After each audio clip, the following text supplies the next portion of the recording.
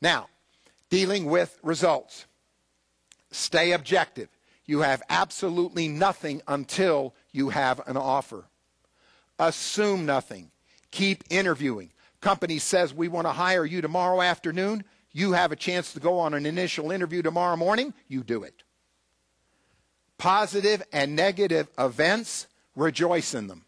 No is the second best answer you can get. Okay? At least you know. It's that maybe that kills us. And follow up even if you are refused. I can't tell you the number of people that I've placed over the years that came in second, they got rejected, and they followed up and followed up and followed up, and the first person they hired either didn't take the job. I had one last month where the guy showed up for a job for a week, a better job came along, he dropped out, they hired my candidate because he was smart and he kept following up. He didn't take it personally. Now, dealing with an offer that you don't want, make sure you meet face to face. Don't simply ignore them. Had a situation not too long ago. I presented a candidate to an employer. He said, Tony, we had tried to hire that guy about 3 years ago. You know, we offered him a job. We tried to offer him a job. He never got back to us. He never called us. He never told us to go pound salt. He never told us to do anything. You may run into these people again. So you follow up. Make sure you say no gracefully.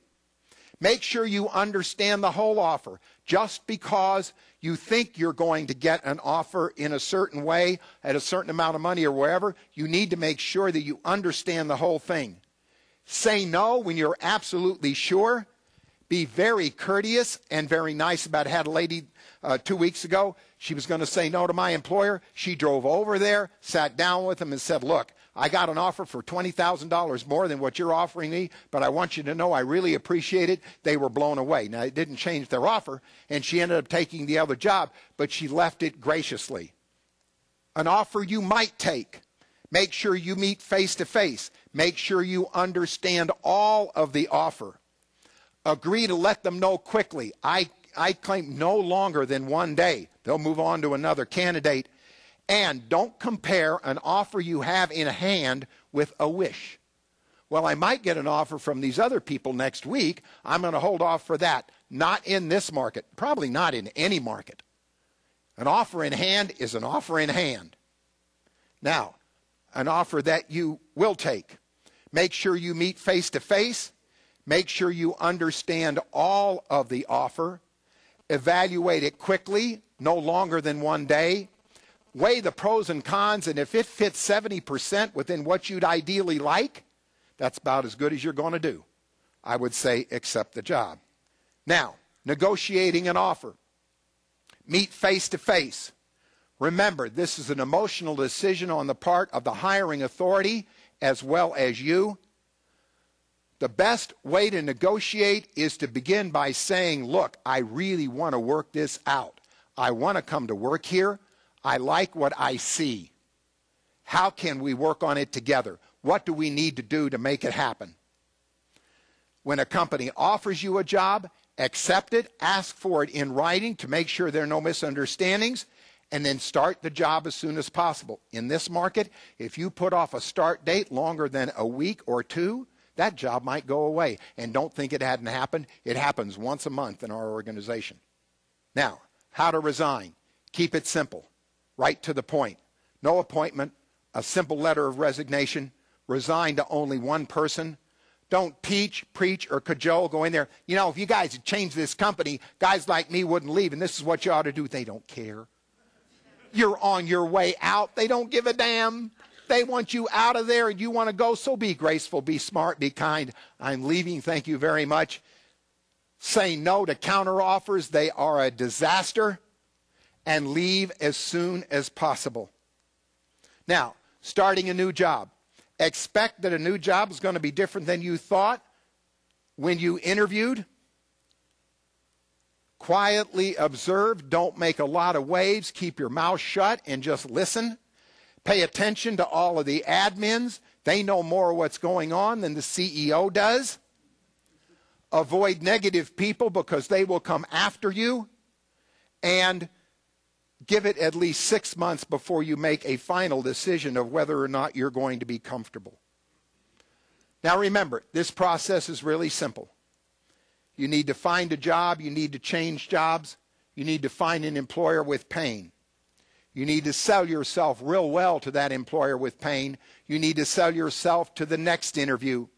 You need to get offers. You need to negotiate offers. And then you need to go to work. See how simple it is? Now, let me leave you with one final reality. What you become in the process of getting what you want is more important than what you get. How much we grow on the inside is permanent and everlasting. What we get on the outside comes and goes. External goals in this life will always be elusive. The job you have now or the job you're going to get, it's temporary. Life is temporary. But what's permanent is the kind of person that you're becoming. And look at the history of people that didn't pay attention to how they grew on the inside. When I was growing up, it was Elvis Presley, Mama Cass Elliot, Jimi Hendrix, Richard Nixon, Spiro Agnew. You see, they all fed their outside, but their inner game didn't keep up with their ego. And today we have the Dick Grossos, the Bernie Ebbers, the Jeff Skillings, the Kenneth Lays, the Bernard Madoffs, the Michael Vicks. You see, they worried about their ego and their inner game didn't keep up with it.